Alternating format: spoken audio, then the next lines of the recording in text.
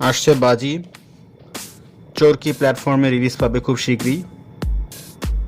তাহসান অভিনীত এবং আরিফুর রহমান পরিচালিত এই কন্টেন্টটি অ্যানাউন্সমেন্ট হয়েছে জাস্ট চরকিতে। সো এখানে আমরা জানি না যে তাহসান ছাড়া আর কে অভিনয় করবেন, তবে এটা উল্লেখ করতেই হবে যে এই ধরনের কন্টেন্ট এর আগে বাংলাদেশে হয়নি।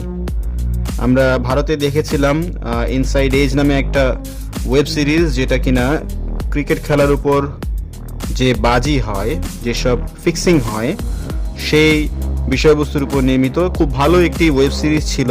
বেশ কয়েকটি সিজন রিলিজ হয়েছিল এটার।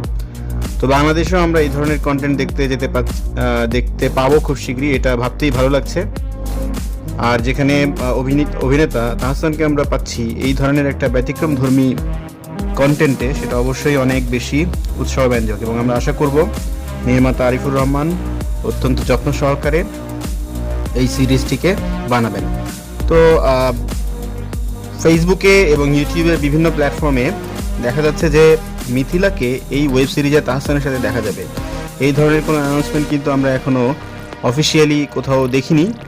এটা নিছকই গুজব এখন পর্যন্ত।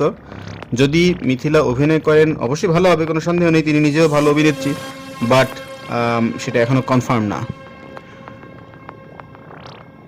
সো যাই হোক, আমরা বাজি টিমের প্রতি শুভকামনা জানাই, তারা ভালো একটা কন্টেন্ট বানাক এবং আমাদেরকে উপহার দিক, আমরাও সেটা এনজয় করতে চাই।